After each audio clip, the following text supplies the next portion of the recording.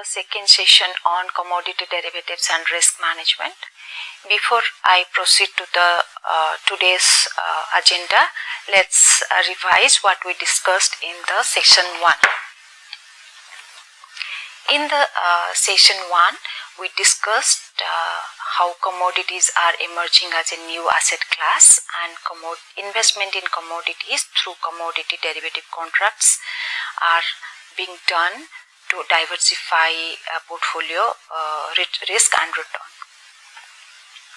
Commodity spot exchanges are inherently different than commodity derivative exchanges, and in India, national level multi-commodity exchanges are empowered to offer contracts on all commodities, while regional commodity exchanges have to take permission on selective basis for offering contracts on different underlying.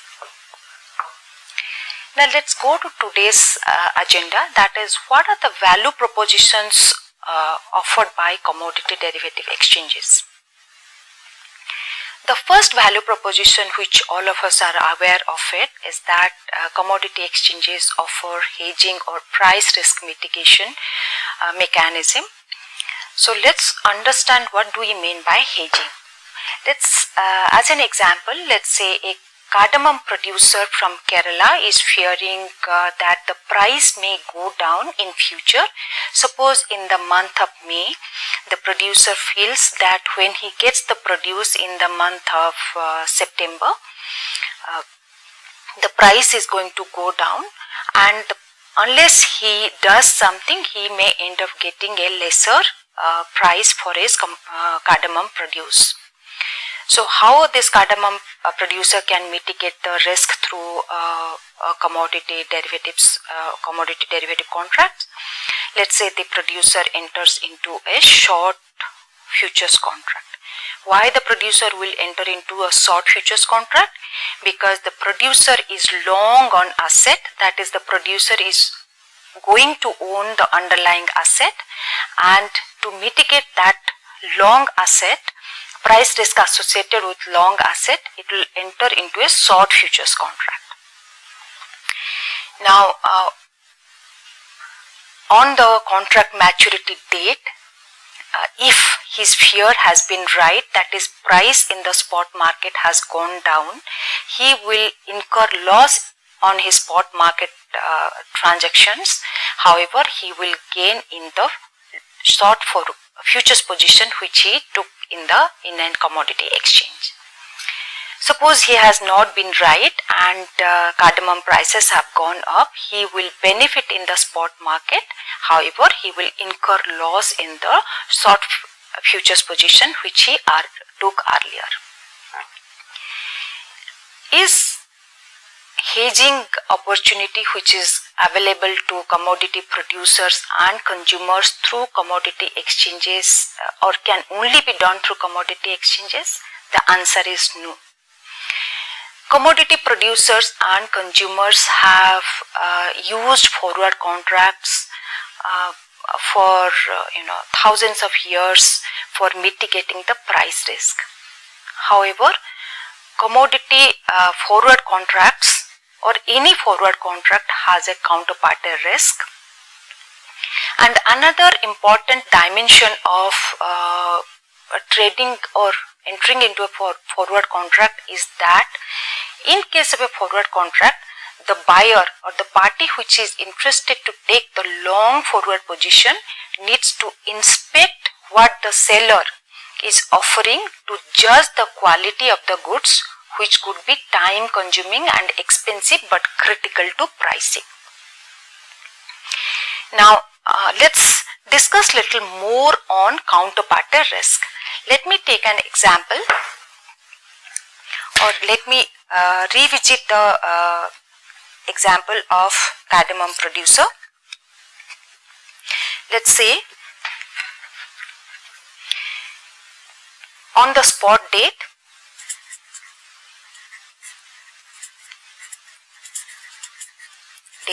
that is 26th May 2016, the cardamom producer would like to mitigate the price risk. Cardamom producer is long on asset. It would like to mitigate this risk by taking short forward contract. Now, who will be the counterparty? Let's say the cardamom producer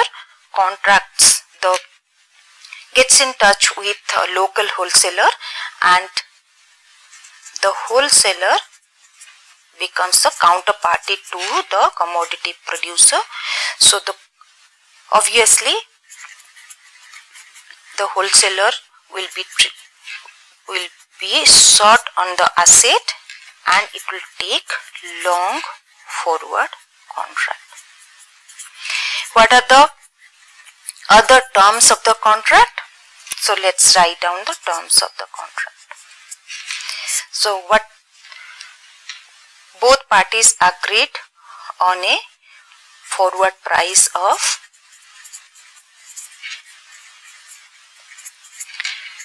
770 rupees per kg. Delivery date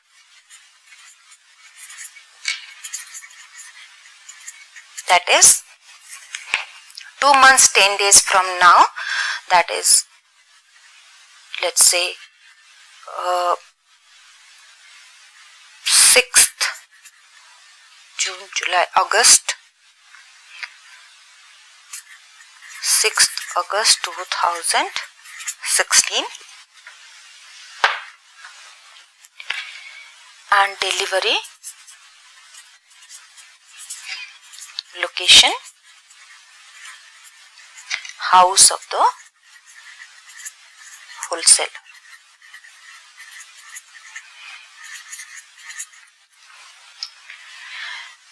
These terms of the contract were agreed upon the spot date. Now let's go to the contract maturity date. Let's say that is on 6th August. Let's analyze the different price which may prevail on 6th August. Let's say in the local mandi, a local wholesale market, similar kind of cardamom is selling at, let's say, 820 rupees per kg. That is spot price prevailing on 6th August is 820 rupees kg. Now, if the cardamom producer delivers as per the contract, he will be realizing, the producer will receive 770 rupees per kg. Without the forward contract, he would have been able to sell it at 820. With the forward contract, if he abides by his side of the contract, he will be delivering at 770 rupees of kg. So this will lead to a loss of 50 rupees a kg for the producer. Now let's take another price. Let's take spot price of, let's say, 700. Suppose on 6th August, the spot price which is prevailing in the market is 700 rupees per kg. So the producer will still receive 770. Producer will receive 770. However, the wholesaler will be very unhappy because he is paying 770 when similar kind of a cardamom is being sold in a local market at 700. So the producer will receive 700, so it will be a gain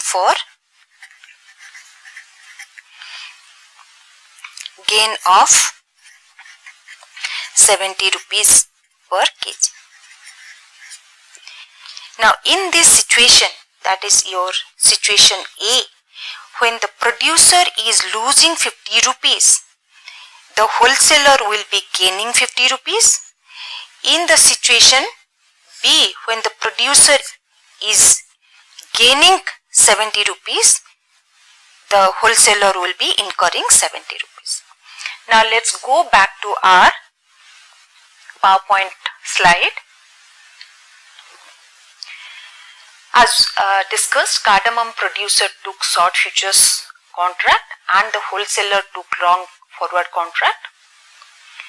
Let me repeat, cardamom producer took short forward contract and the wholesaler took long forward contract, and both parties agreed at a price of 770 rupees per kg, and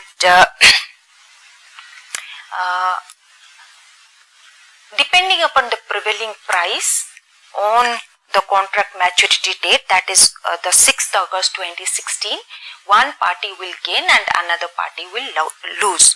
Let's say the price of 820. When the price is 820, the short forward position holder, that is the cardamom producer, will incur a loss of 50 rupees per kg, because without the forward contract he would be selling cardamom at a prevailing spot market price of 820. With the forward contract, and if he abides by his side of the bargain and delivers cardamom at 770, he will be incurring 50 rupees of loss. And when he is incurring 50 rupees of loss, the long forward position holder, that is the wholesaler, will be gaining 50 rupees. So loss of short forward position is equal to the gain of the long forward position. Similarly, this side of the contract, let's see the prevailing market price is 700 rupees. So if the prevailing market price is 700 rupees, so without the contract, the commodity, the wholesaler would have bought cardamom at a price of 700 rupees, and with the contract now he may have to fork out 770 rupees per kg. So this is his loss, that is 70 rupees a kg loss, and when he is incurring loss, the counterparty, that is short forward position holder, will be incurring profit or gaining profit. Now, as we know before, that derivative contracts are zero sum game, so profit of one party is equal to the loss of another party. So when traders are undertaking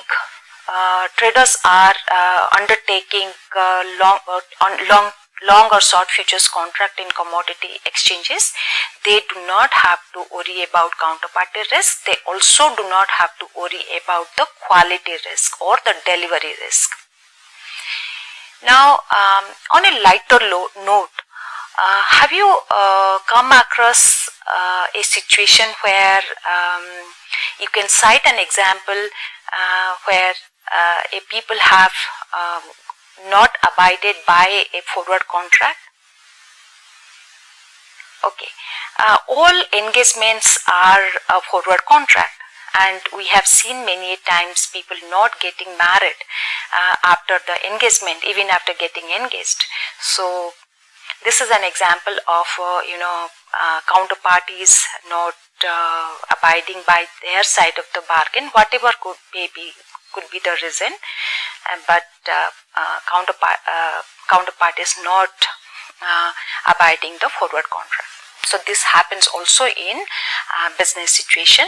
If in this case, if prevailing market price would be substantially higher, the cardamom producer will not be interested to deliver the underlying to the wholesaler, and if prices fall substantially lower, the wholesaler will not be interested to buy cardamom from the producer at 770 rupees a kg.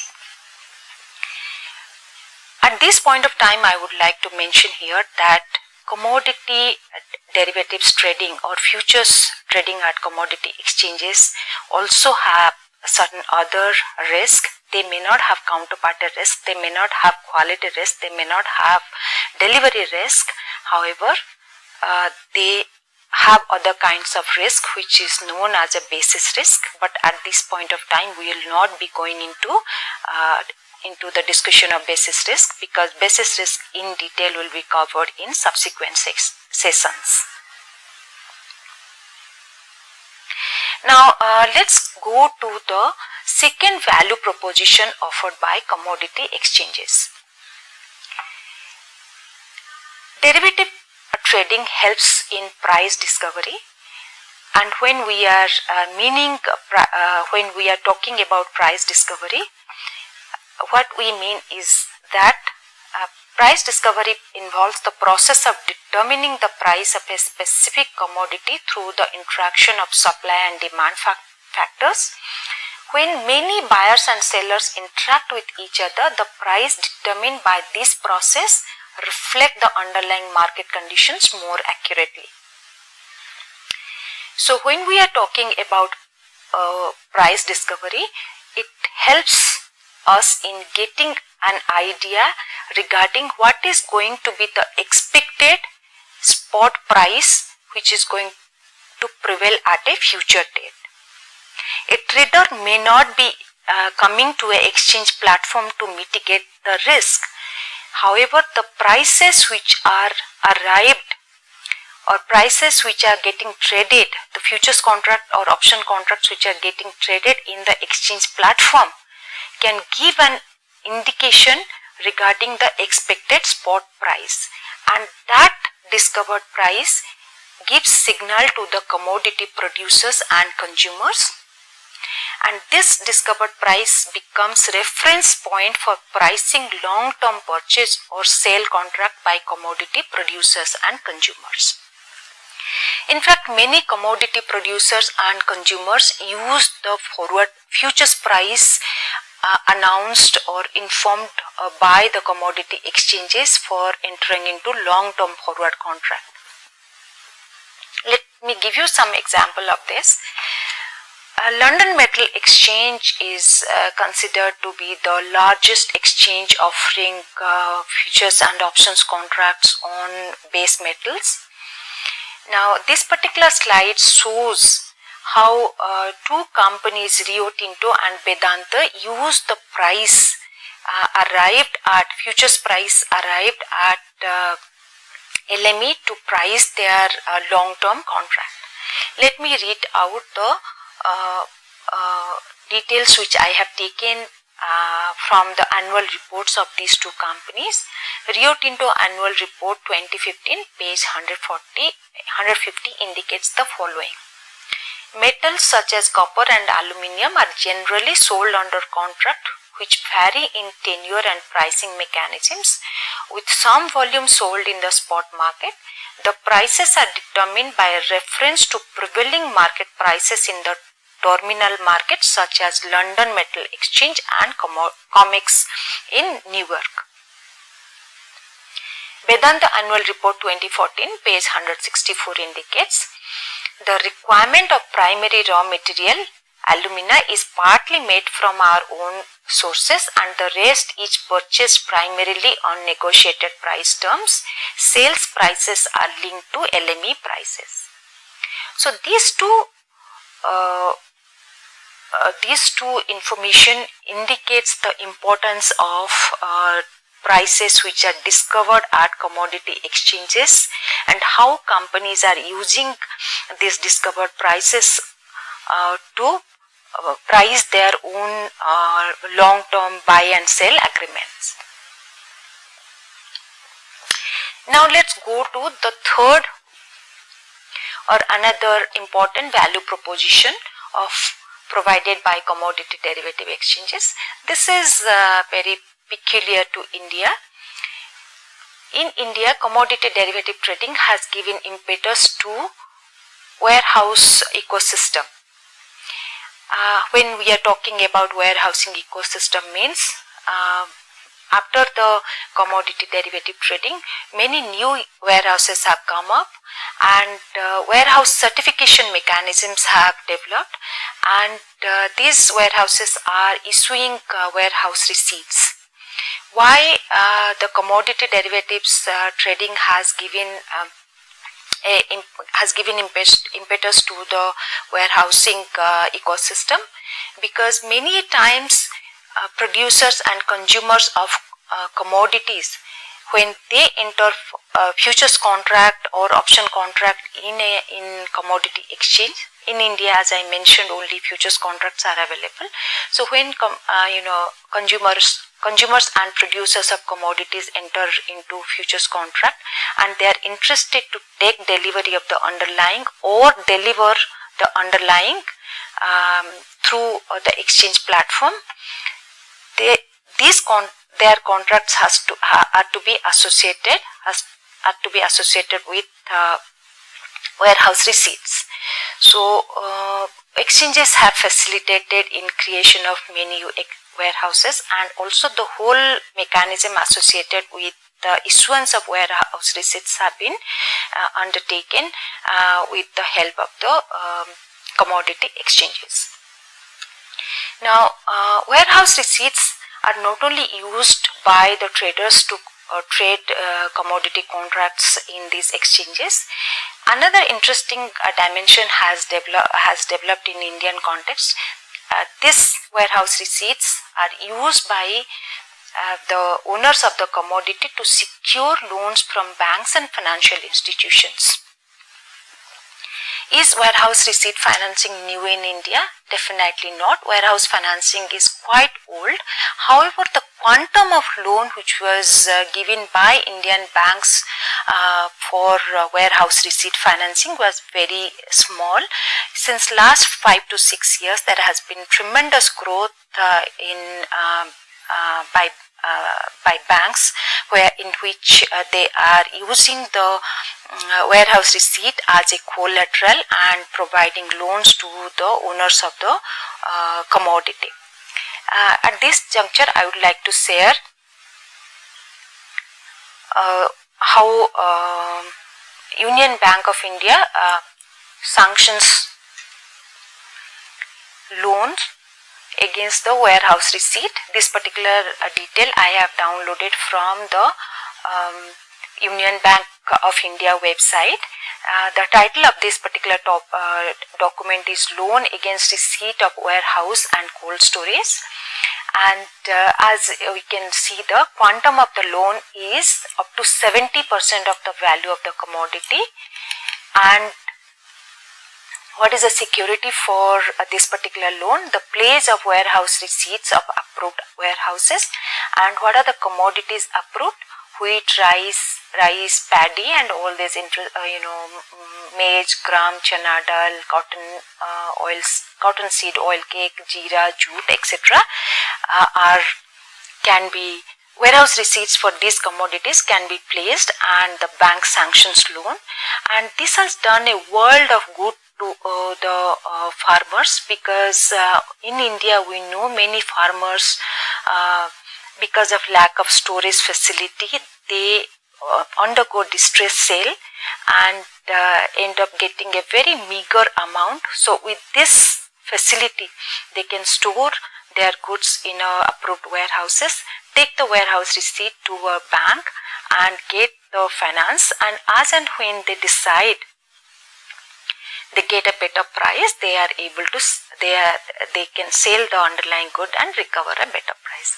And this whatever loans they are taking from this by placing these warehouse receipts, they are also plowing back for the next farming season, for buying seeds, buying fertilizer and other investments in becoming, generating more better farming, to generate basically better revenue for the next year. At this point of time, I would also like to share in another article which has been published by Business Today. This article is Warehouse Receipt Finance, a game changer in agri finance. It's an interesting article. As per this particular article, some 10 years back,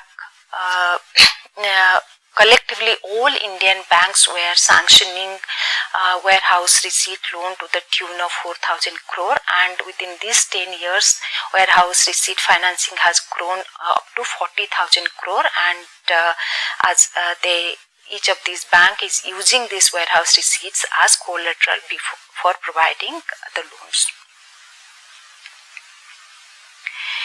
Again, as I mentioned, is it unique to India? Definitely not.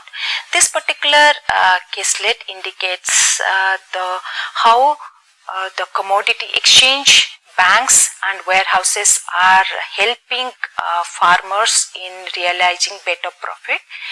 PTA Bank in Kenya provides financing to coffee exporters from Kenya with warehouse receipt as collateral. The bank also helped these exporters to buy put option in an international commodity exchange. So when these farmers are buying, the farmers are buying, or coffee producers are buying put option, it guarantees them a minimum receipt, minimum floor price, and that based on that floor price, this PTA Bank of Kenya is providing financing to these exporters. In India, though commodity exchanges have contributed towards the ecosystem, but the actual development has been undertaken by Warehousing Development and Regulatory Authority. Understanding the need of regulating and promoting warehousing ecosystem in India, Government of India introduced Warehousing Development and Regulation Act in 2000 and set up a regulatory body called Warehousing Development and Regulatory Authority in 2010. And Government of India also made warehouse receipts negotiable in the year 2011. What do we mean by negotiability? Negotiability of warehouse receipts indicate that the ownership of warehouse receipts can be transferred between buyers and sellers without physically transferring the underlying goods. Let me show you how exactly a warehouse receipts looks like. This particular document I have downloaded from the WRTA website. So you see the negotiable warehouse receipt, who is warehouse registration number, what is the commodity, and different aspects of the warehouse negotiable warehouse receipts are mentioned here. So if you are interested in understanding more detail about this warehouse receipt system, you can go to the Warehouse Development and Regulatory Authority website and spend some time. And there are a lot of discussion are also going on about issuing warehouse receipts in dematerialization form, so that the hassles of paper transactions are not there. And commodity exchanges also offer another interesting value proposition. This is by offering weather contracts. Of course, these contracts are not available in Indian exchanges. However, certain global exchanges, international exchanges like Chicago Mercantile Exchange, offers contracts on weather parameters such as rainfall, snowfall, temperature. All of us, we know that risk associated with weather can be mitigated through insurance contract, but these insurance contracts helps us in mitigating low frequency, high impact losses.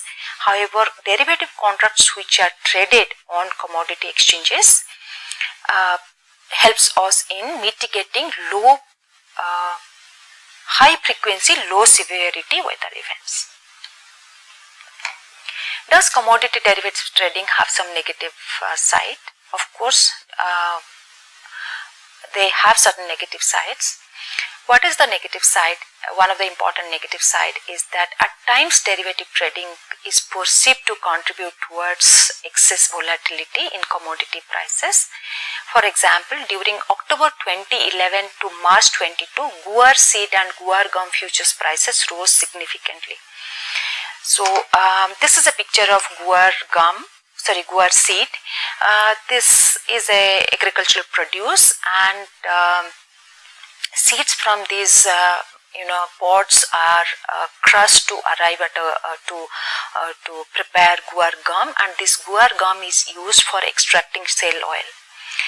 And because of the significant volatility in future prices, the guar seed spot prices rose from 4,200 to 32,000 during over a period of 6 to 7 months. Similarly, guar gum prices also increased from 11,000 per 100 kg to 98,000 during the same period. This increase was attributed to excessive speculation in the futures market. So whenever there is a high volatility in futures market, that impacts the volatility in the spot market, or price increases in the spot market. So there is a nice article which I will be uploading and any one of you who will be interested to read how the volatility in spot prices contributed to the price rise in the volatility in the futures market contributed to the price rise in the spot market. You can spend some time reading this article. Now, Forward Market Commission, the then regulator, suspended futures trading in these two commodities during March 2012, and subsequently these two commodities have been permitted to futures contract on these two commodities have been permitted, and now futures contract on guar gum and guar seed is being traded at NCDEX.